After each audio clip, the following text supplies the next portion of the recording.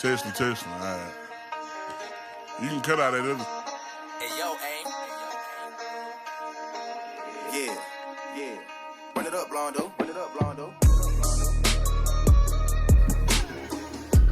Hey, everybody. Welcome back to the Central Texas Football Podcast. I'm Kenny Heath coming to you from somewhere in Boston County along the Brazos River.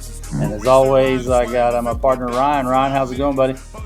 It's going good, Kenny. A little bit of car troubles, but it looks like they're going to be resolved, God willing. But other than that, man, it's going great. How are you? Good. Another great week. Last week, we'll talk about some of those games. Robinson, La Vega, Westwood, Tig, that kind of surprising. Lorena Connally, top 10 team in Lexington gets beat. Chilton, Bremon, another top 10 showdown. We'll get to those in a minute. But this week, we've got some maybe not top 10 matchups, but, some really important games between Gatesville and Robinson, China Spring, Lorena, for that last playoff spot. West Grandview, I think, is going to be another big one. So, bunch of good games in our central and across the state, really, too. But before we get to that, I'll let you take over with our Matt Stepp question of the week. Yeah, so we had a two-parter for Matt Stepp this week, and the two-parter was one, pick a couple games that interest you the most this week out of the wide slate in the Super Centex region. And part two, give us your thoughts on Bremon going forward. Are they a legitimate state title contender? And Matt Stepp's answer to the first question was Copperas Cove versus Temple is a huge game. Cove wins and Temple is out of the playoffs potentially.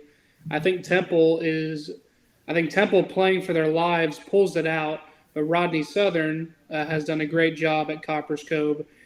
Fairfield versus Palestine Westwood. Is Fairfield for real? They've dominated, but their schedule isn't the best. Westwood quarterback Kavion Bryant is making his college choice on Saturday. He's an unreal player, but Westwood got drilled by Tig last week. And then number two, Bremon is absolutely a state contender. Full stop. Region 3 is tough with Mount Enterprise looming, but Bremon is my pick to win the region. And that is Matt Stepp again. Thanks again to Matt Stepp for the question of the week. And let's start, Kenny, with part one, the Copperas Cove and Temple game. I think, Copperas Cove has surprised all of us this year in Central Texas. And with the hot start that Temple had, they've kind of fallen off just a tad bit in district and kind of just, like you said, they're going to be pretty much fighting to keep their season alive with this Copperas Cove game.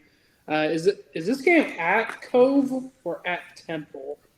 Man, I left it off our run sheet because I knew we'd be talking about it in the question. Yeah. And so I just know Stepp's he's held that line that Copperas Cove is not going to make the playoffs. He's like Temple and Midway and Harker Heights, and I forgot who's the fourth to get in there. Not Shoemaker. Shoemaker 6A? Yeah, Shoemaker 6A. Yeah, so Coach. No, Shoemaker's not. They got Brenham this week. That's 5AD too. Coach Chad, president of Temple, just kind of a winner, like he said, winner go home game for them. They've got a lot of talent. The Carlton kid on defense headed to Baylor. Ought to be a good one. I don't know. We just don't cover those teams enough to make an educated guess. I think it'll be a good game, and I'll go with Temple. How about that? They're a little closer. Yeah, that's true. I mean, Shoemaker is in 6A. They're in this district. I think. Are they? Okay. I think it's University that's playing Brenham this week. Oh, that's right. Yeah, because Shoemaker played at Copperas Cove last week and lost by 3. But they've lost to Cove and Midway in this district. They beat Temple by 3. They blew out Colleen and Bryan, but so is everyone else. And they got Harker Heights this week, so that'll be an interesting game. As well, I think it appears that this Friday it's the regular season finale for Shoemaker. So if they secure a playoff spot, they'll have that Week 11 bye before the playoffs start. But yeah, I like this one has surprisingly become a coin flip for me. But I think I'm leaning towards Temple in this one as well, especially being at home. Temple's one of the Wildcat Stadiums, one of the great environments in all Texas high school football. I great fan base, great environment. I think I would give them the slight advantage there. And then again, the part two of this question for Matt Stepp. Actually, no, we'll stay in part one because of the Fairfield and Westwood as well. Yeah, you talked about it earlier, Kenny. Fairfield has been dominant, and again, Stepp said that their schedule hasn't been too tough. Um, I can't remember too much about who they played in pre-district, but in district, those are the games you don't choose. So you're just taking care of business there. But what really surprised me was that result last week with Westwood going playing at Tig and losing 42-20. That result kind of surprised me there. Yeah, and I don't think anybody suspected that. And I've read a bunch of stuff on the forums and stuff, and a lot of people were thinking that Tig finally got healthy. They had a bunch of guys out and got some of them back, not all of them. I think they lost 3 for the year, but that offense was really rolling. And quarterback Garrett Winkler, 16 for 20 for 320 yards and 5 touchdowns. And you look at a guy like Nyland Coaster, who seems like he's been playing on varsity since he was a freshman. We've been saying that name forever. Went for 165. Had a couple of receivers go over 100 yards in receptions with a couple of touchdowns each. So big win for Tig there. The offense got rolling. Defense apparently played well. Not a whole lot of write up on that game, but if you can contain Kavion Bryant to 20 points, I think you've done a great job. Yeah, I think that win, because they had dropped their first 2 district games to Fairfield and Crockett, both by 3 possessions or more. I think this win with Westwood, now they probably would have won these last 2 games anyway and secured the number 4 playoff seed. But this win against Westwood, it could propel them up to the 3 seed, because they got Huntington this week. The Tig should be favored in that one, and then they got Diboll, who's kind of down from where they usually are, to close out the season next Friday night on November 7th. I think Tig wins out here, personally. I think they secure the number 3 seed. I think that win, again, they had lost 3 in a row going into that Westwood game. So I think winning that game, and 2, winning it in the fashion in which they won it, especially with some of the injury struggles they've had, it had to be a huge confidence boost. I think, and going into these last 2 games of the season, I think they're set up well to win out on these last 2 games and secure that number 3 seed. Yeah, and I think these things happen. Good teams can have a bad night. Now, I think Right. Palestine Westwood's still a really good team and can probably go do some damage in the playoffs even if they lose to Fairfield, because you have a kid like Kavion Bryant and the supporting cast. Just not him. He's got a little brother on the squad as a freshman. It's a player. He's got some really good receivers. So I don't think all is lost. Even if you lose to Fairfield, I think there's still a team. I know I wouldn't want to play Westwood in the first round for sure. So I think they'll probably be fine, and they're probably going to – I don't know that they'll beat Fairfield, because you've got 2 let's just go into that. I guess we're already previewing that game. No, never mind. We're on the rewind. We'll talk about that later. But yeah, I think we'll talk about them here in a little bit. But yeah, I'm not real worried about them, but we'll see. Yeah, and then just closing out our Matt Stepp question of the week with the second part with Bremon. What they did to Chilton last week was impressive. Yeah. A dominant performance, all but secures the district championship. That game was the district championship. Make no mistake about it. And they did what darn good teams do, and that's dominate other good teams. They were both undefeated going into that game, beating Chilton by 26. That's really impressive. That's a really good Chilton team that they did that to. They'll close out the season with Hubbard and Frost. They'll be heavily favored in both those games too. And more than likely will finish 10-0 with an undefeated district championship.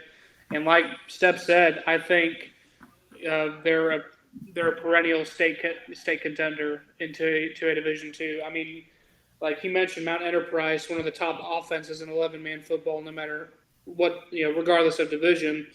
But I think with Bremon, they score a lot of points, but their defense has been phenomenal.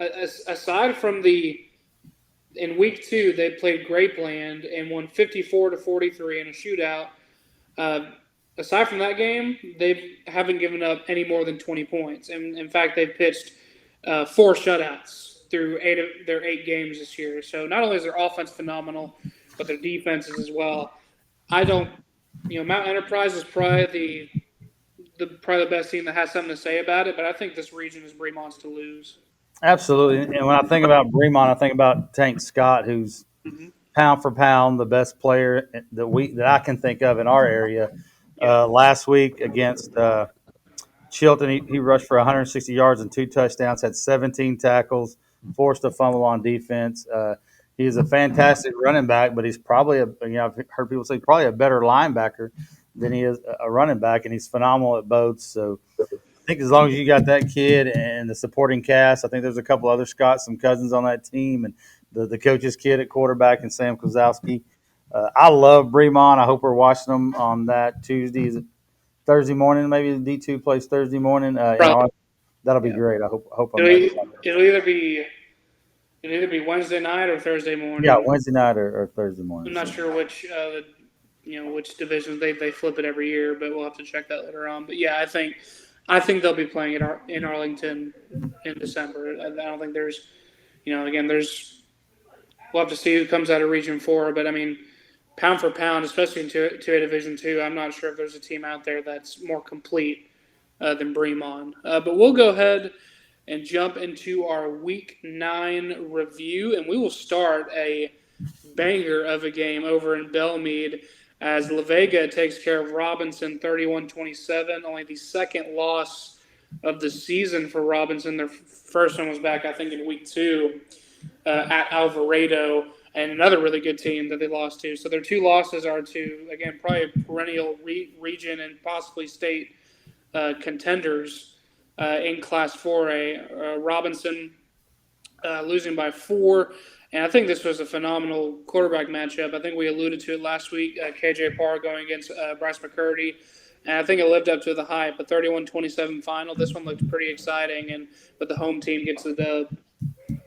Yeah, and it was kind of a back and forth game, and the great job that, of course, I didn't get to watch it. We were calling the game, but Bryce Cherry and Michael Haig and Chad Connally did a great job over there at the Trib, and I was reading their write up, and I think Mike Haig was there, who we've had on the podcast.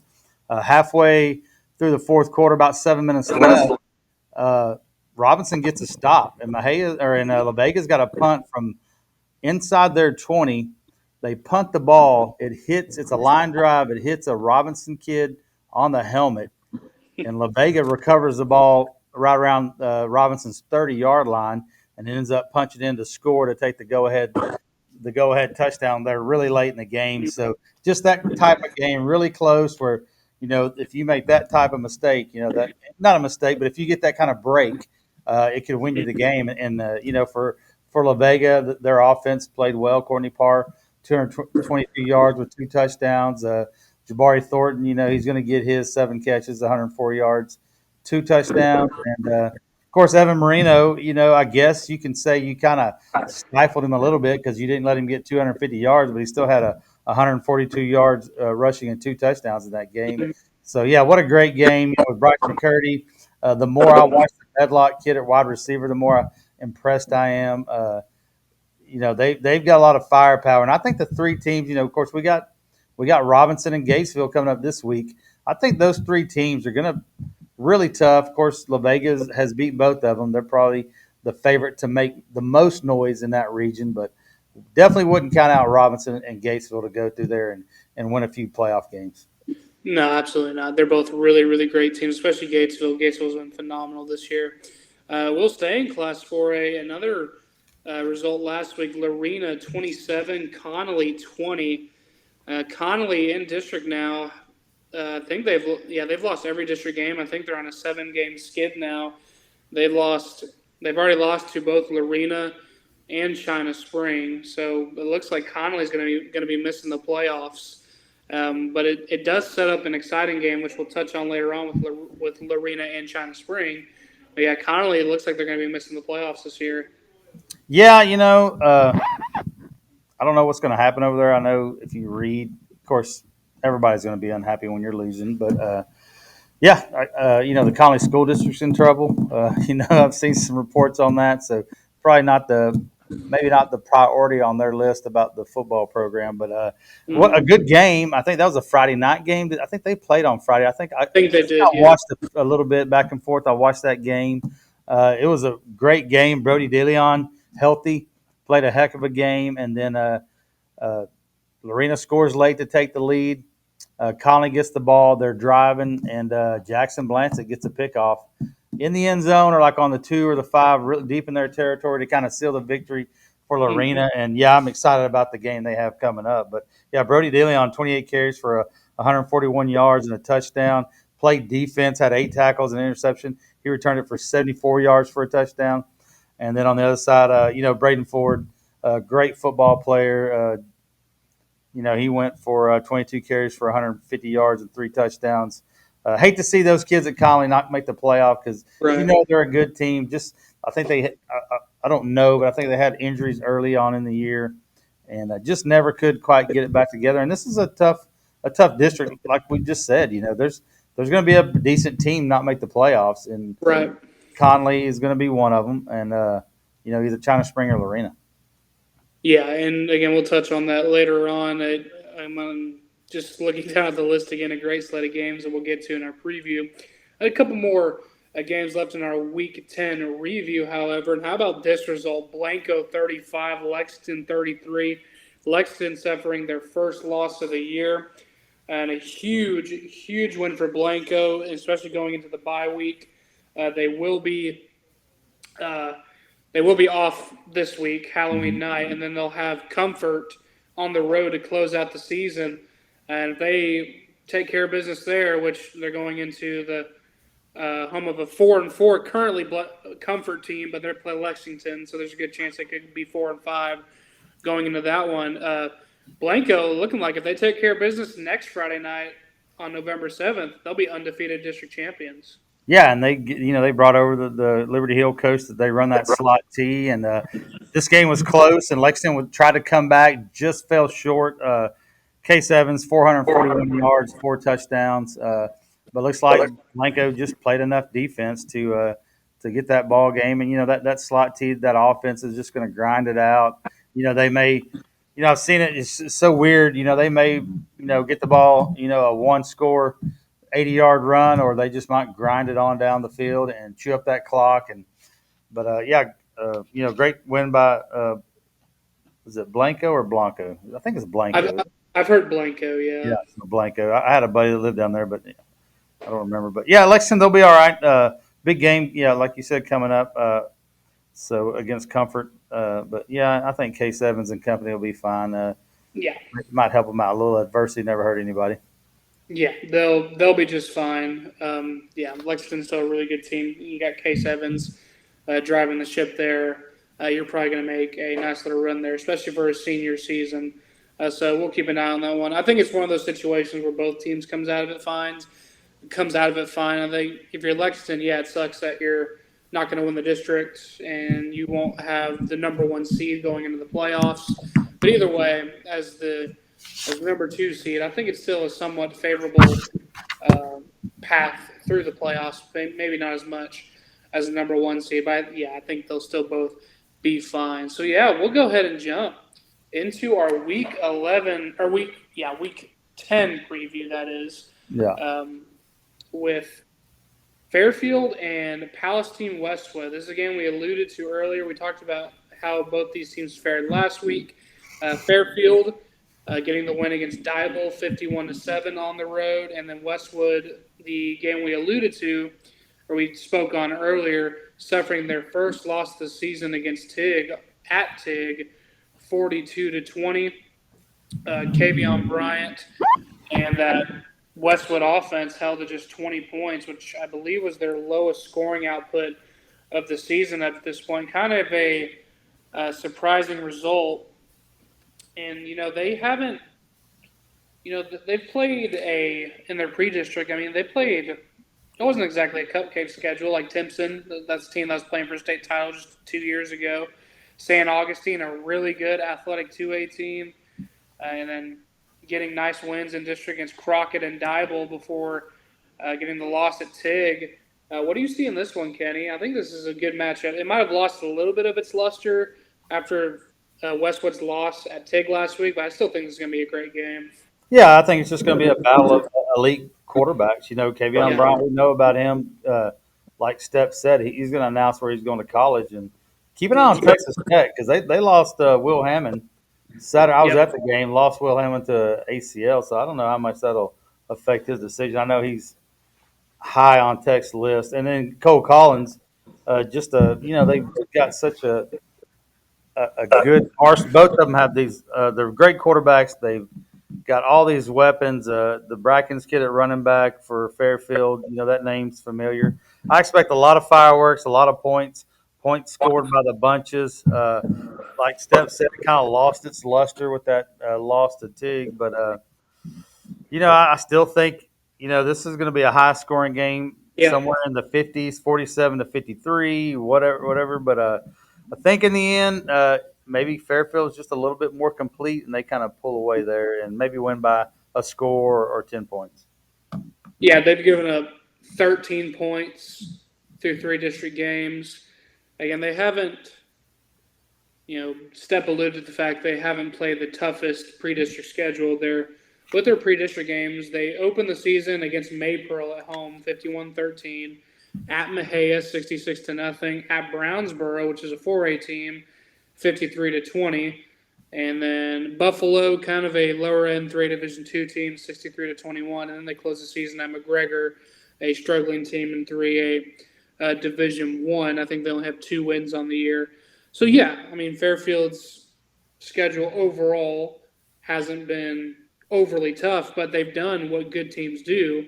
And when you're playing teams that are better than you, you dominate. And they've been scoring points. They've been playing great defense. Again, throughout pre-district, they gave up 35, 55, and 48 points through 4 games. So that's under like 10 to 12 points a game, something like that. So they're good. They're, like you said, they're a complete team. I like them in this one as too. Even though they're going to be on the road against an electric quarterback in Kavion Bryant, I think they are the slightly more complete team. So I will take Fairfield on the road in this one as well. And we will now move up to Class 4A for this one. This is a game I'm really, really excited for.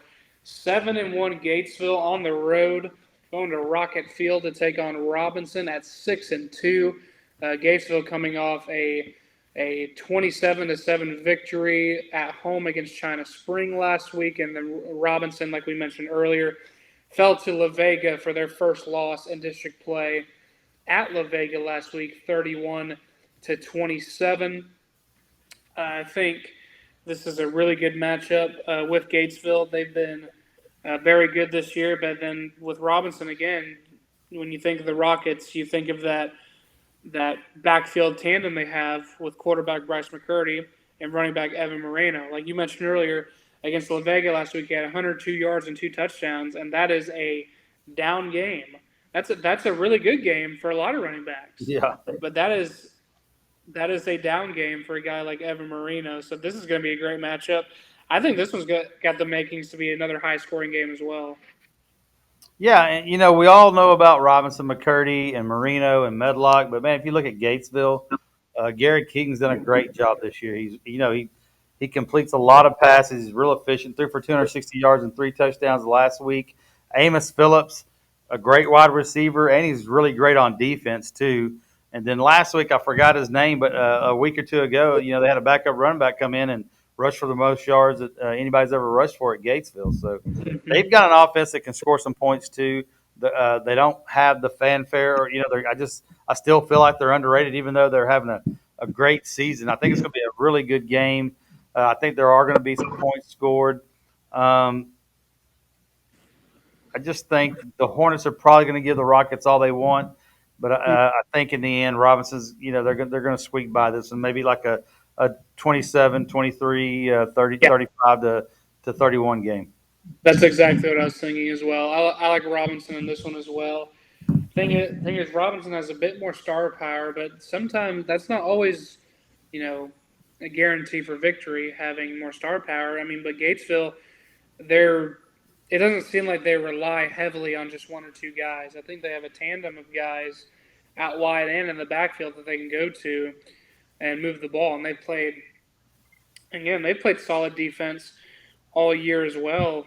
In district, aside from their loss against La Vega, they're giving up 14 points a game. So they played very well. Scored 45 at Lorena, 27 last week against China Spring. But I think their defense is what makes them. In their 5 pre-district games against Taylor, they gave up 15. At Glen Rose, they gave up 7.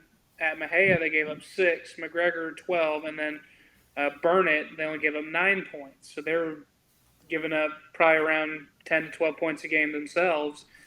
So this one's kind of tough here. I think, aside from the La Vega game, this is going to be their other biggest test of the year when it comes to the regular season. So how will their defense respond to going against such a high-powered Robinson offense? But you know what? I'm going to go upset here. I'm going to take, if it even is an upset, I'm going to take Gatesville on the road to get this victory against Robinson. Yeah, that would not surprise me one bit if Gatesville did get the win. I felt like leaning towards Robinson a little bit. I thought they just got a little bit more firepower. I really think it is a coin flip type game. It's kind of a clash of styles, especially offensively. But I think Gatesville has a slightly better defense. Now again, they probably haven't played as tough of a schedule overall as Robinson has, but I think their defense has done a good job limiting opponents. So I'm going to take the slightly better defense, at least on paper, in Gatesville to get the victory here. And staying in Class 4A, and this may surprise some folks. Why do we have 2-6 China Spring at Lorena 3-5, a combined 5 wins and a combined 16 games played? Well, I'll tell you why. Both of these teams have beaten Connally, and this game's for the 4th playoff seed out of a very tough district. Yeah, and they're both good teams. They just lost Yeah. to a China Spring team that beat Franklin first or second game of the year, and then a Lorena team that beat a really good Malakoff team, a 3A team. So China Spring, Jackson Knapp, Krishan Gregory, the defenses played well at times, especially against talked to a coach over there and. Against the Franklin game, they thought the defense played well. Didn't really show it, but anytime you got Franklin having to throw the football, then you're playing good defense against Franklin. And you look at Lorena, they got the 3-headed monster with Jackson Blancett, Brody DeLeon, who's back and looked like he was healthy according to the stats. Carson Miller, I think he's back. I know he missed a half against somebody. I forgot who it was a couple weeks ago.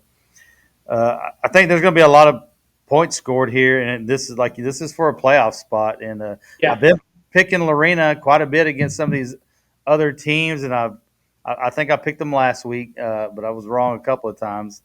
Now Lorena has the firepower to win. Sure, we know that they can score points in bunches. The way I watched the Malakoff game. I thought he played phenomenal in that game. Kid is just smooth. He can throw the ball. He can tuck it and go. He doesn't look like he gets bothered easily. You can't tell if he just do a pick or just do a touchdown. He plays defense, when he has to. Brody DeLeon plays defense. I think he had several tackles last week. And but I just think Coach Beatty's going to have this Cougar team ready. And I guess I want to go. I'm looking at China Spring maybe – kind of a high-scoring game, in the 40s or high 30s. I'm not good at predicting, but I can just see a lot of points getting scored, and I think this thing will come down to the last possession. And I'm going to go with Coach Beatty and the Cougars. I like that. I'm going to go with the China Spring Cougars as well. And I think they're just, they've lost again. They're 2-6. They got their first win in week 1 against Franklin, like you mentioned, to go 1-0, and ever since then they've lost 6 of their last 7 games. So, and they haven't won since they played Connally back on October 10th, so about almost 3 weeks ago. I think I like China Spring in this one as well. I think Lorena is still going to score a lot of points. And I think really with how both teams play, it's another one of those coin flip games. And again, these two teams are fighting for their season. They're fighting to get into the playoffs. So they're probably going to throw the kitchen sink at each Oh, other. absolutely. So I think it's going to have the markings of a really great game. I think we're going to see it all. Probably trick plays, reverses, whatever. We're probably going to see everything out of this game. Both teams have phenomenal athletes, great coaching. I think both teams, like you mentioned, are better than their record suggests.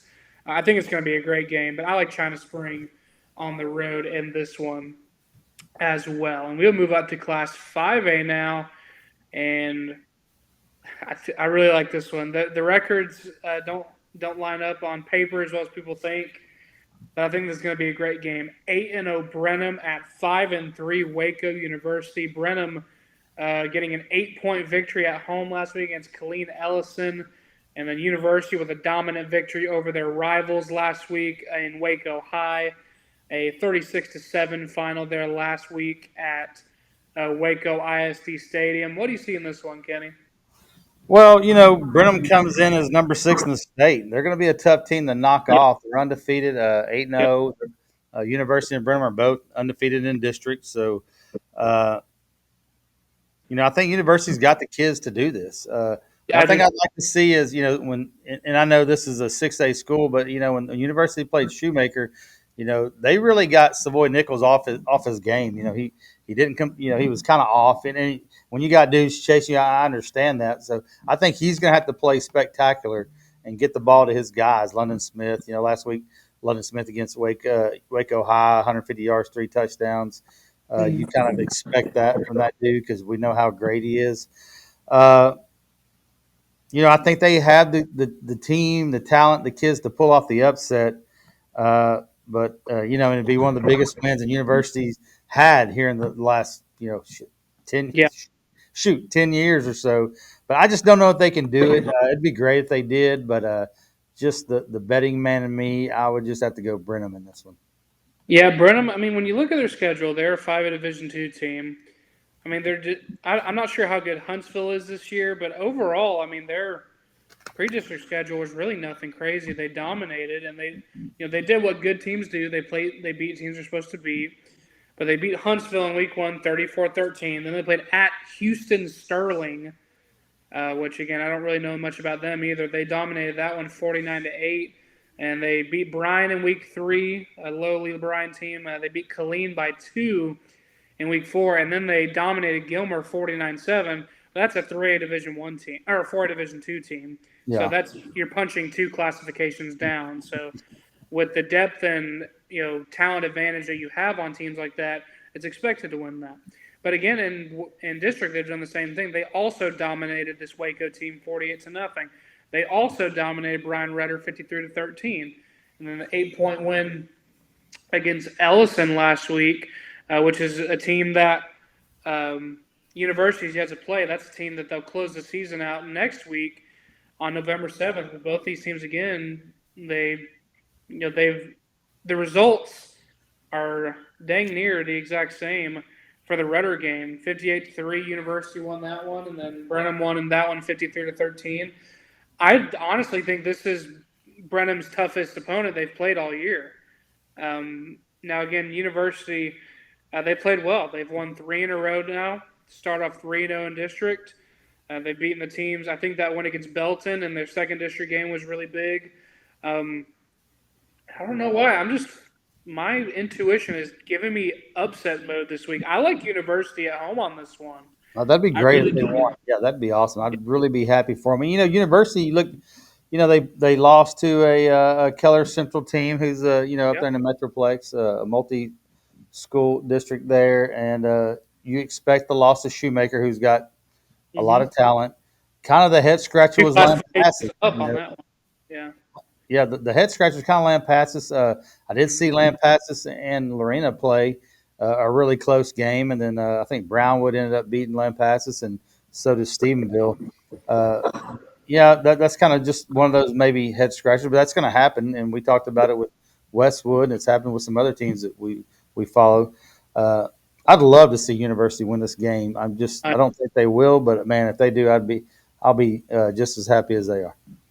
Yeah, absolutely. But I will take University in this one, and Kenny will take Brenham. Now let's drop back down to Class 3A Division One, a game that you and I will definitely have our eye on Friday night as we're covering the Whitney Grosbeck game for the Whitney Wildcat Sports Network. 7-1 West at 6-2 Grandview. West coming off a dominant road victory against Grosbeck last week, 49-6. Grandview got a win against their rivals in Maypearl on the road themselves, 51-23. This game is very, very intriguing, Kenny. I mean, this is probably the district that you and I follow the closest, simply because we cover Whitney on a week-to-week basis.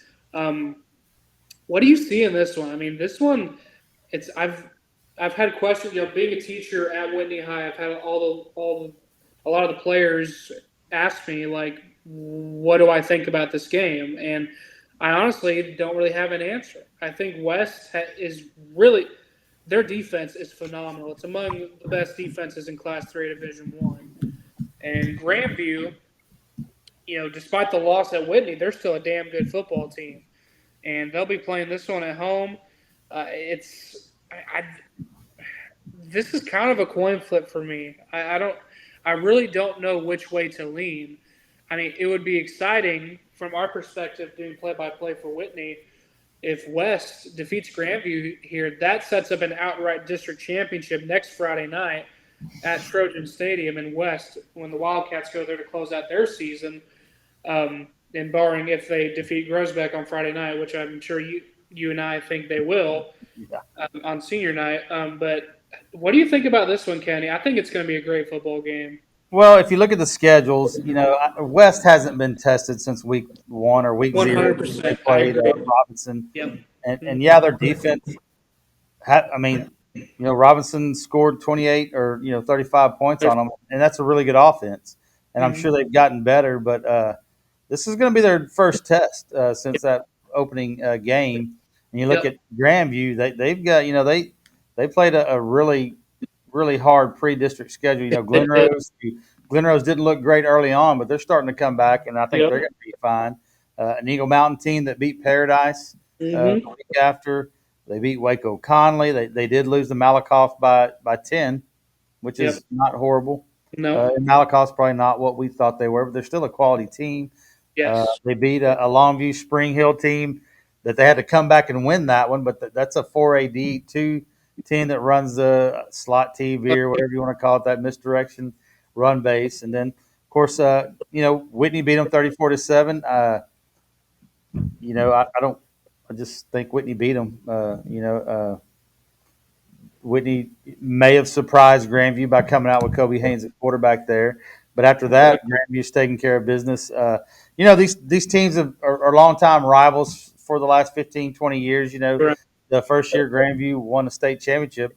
West won the district championship because they beat them in overtime in West. So one thing I will say about West is Dub Crane is probably one of the most improved players I've seen. If you saw him last year, I think he was just a sophomore. I think he's a junior this year.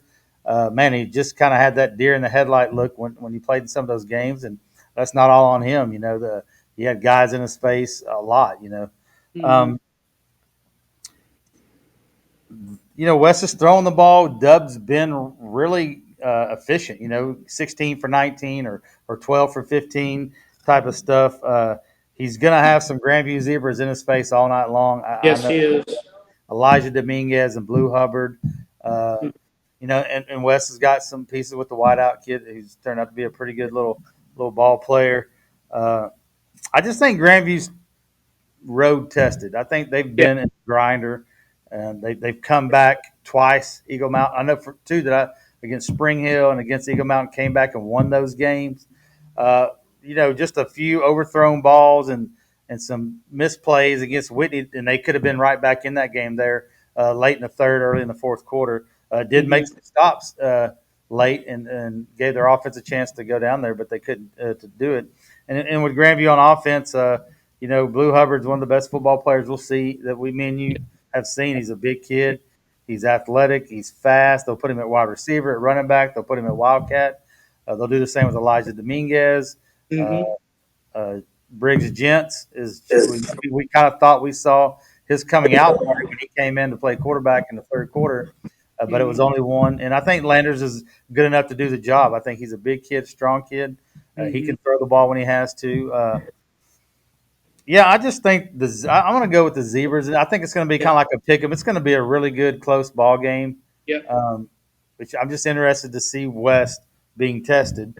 And this may not be a test for West. West may come in and blow their doors off, like they've done everybody else they played since that rain-shortened game against the private school up in Fort Worth. So Trinity Christian, yeah. Yeah, but I just I'm gonna go with the Zebras in a close one because I just think that they've got the talent, they've got the kids to test West, and I think they take this one pretty close though. I'm of the same mindset. I like Grandview in a close one too, but boy, it would be exciting if West goes into Grandview and win and sets up an outright district championship next Friday against Whitney. I think that'd be a fun game to call. It's going to be a fun atmosphere either way. Well, for Whitney, either way, it's a district championship game. I mean, you just right. No matter what's happened with West Grandview, if you win that one, it's a district champion. But I understand what you're saying. Winner takes all type game. Yeah, that would be. It's the play-by-play mindset. Yeah, it'll be rowdy over there. It'll be rowdy in West, and they may stick us in the stands for that one. Who knows? Who knows? We'll have a place. We'll see how that plays out. But I think either way, I'm with you. I think Grandview takes this one in a close game. We'll see how West, again, it's probably their biggest test, not only opponent-wise, but doing it on the road with a chance to where if they win, it sets them up for an outright district championship chance against Whitney next Friday night if Whitney takes care of business this Friday night against Groesbeck. But we'll keep an eye out on that one as well. I think it's going to be an exciting game, but I think Kenny and I are in agreement, a close one, a close victory for Grandview in this one over West. And then our final game in our Week 10 preview, we have 4-4 Mart at 6-2 Frost. Did I say that right? 6-2 Frost? Oh, my goodness. They're coming off a big victory against Hubbard last week, 63-13. Mart's coming off a dominant win of their own against Meridian, 70-0. This game's going to be played at Frost. I guess for Frost, with how Mart's been this year, it's probably, on paper at least, their best chance to try to get a victory against the Smart Panthers team that's been dominating them and all these other teams in this district for so many years now. I mean, in probably the last at least 4 or 5 realignments, all these teams like Frost and Poor Hubbard and Poor Meridian have just been paired up with Mart every single realignment. But with Mart, again, their 2 district losses. They started off district with the gauntlet. They started off with Bremon, and then they had to do Chilton after that. And they played Bremon to a close game, 28-20, and then got blown out by Chilton. But since then, they've won their last 3 games against the other teams. They beat Wortham by 53. They beat Hubbard by 61. They beat Meridian by 70. I think Frost is, again, they're still a good team. They're a way step above than they've been for, who knows how long now. Yeah. But I think despite the records, I think Mart will go into Frost and still take care of business. Yeah, and the winner of this game likely is at least the 4th playoff spot. Right. Now, Mart has Goldthwaite next week, so they could possibly get that 3rd playoff spot. But if they win this one, or Frost wins this one, Frost has, I believe they got Chilton or Bremon next week. So you kind of want to get Bremon. They'll have Bremon next week. So if you're Frost, you want to get this game. You want to, because it's not getting any easier. But I like Mart to win this one and set up a kind of a seeding showdown in week 11 between them and Goldthwaite, who can get that, who's going to get the 3 and 4 seed. Good season for Frost. They got a good quarterback. I think his last name's Alvarado over there. He's done well. They've done well. It's fun kind of following along. Just kind of one of those years where they were 5-0 at one time. They were rolling, and then start off.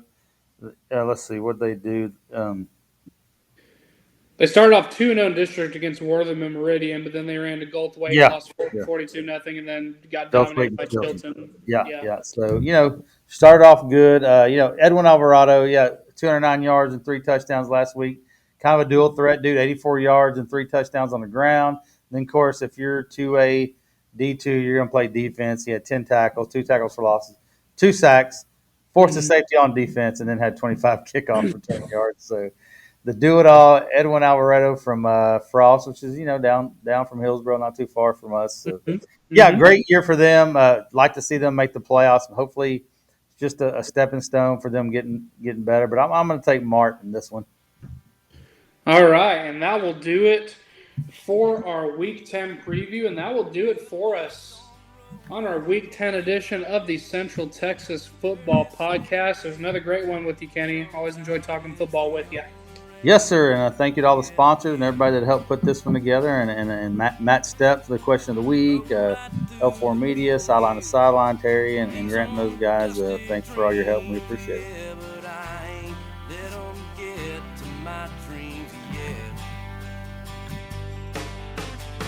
Mama says that she couldn't bear if I'd ever leave, and I couldn't bear to see her cry. Daddy says the farm won't live long without me, but Lord, sometime I think we ought just let it die. I've seen half a lover gone, hood of my car, always, and then ain't all there was blowing south. If I tried to fly that way, they tell me I won't get far. I got half a lover tying me down, and I'm my older brother, his ex-wife, and neighbors down the road, they say there ain't nothing better past the sign. Well, they might be right, might be wrong, might be blowing smoke. I guess I'll find out when I cross that county line. I've seen half a lover gone, hood of my car, always, and then ain't no there was blowing south. If I tried to fly that way, they tell me I won't get far. I got half a lover tying me down.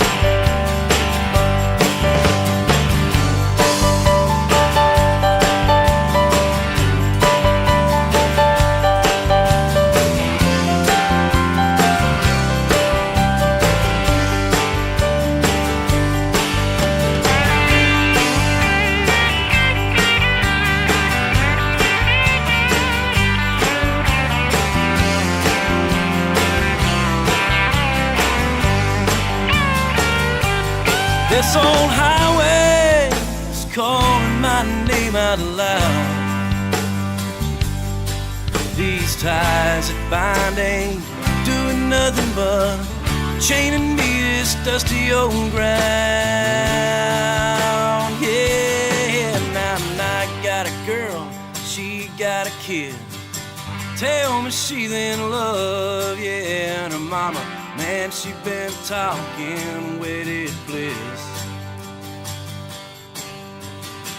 I don't think being wed sets too well with me. I think I'll blow this town and her a goodbye kiss.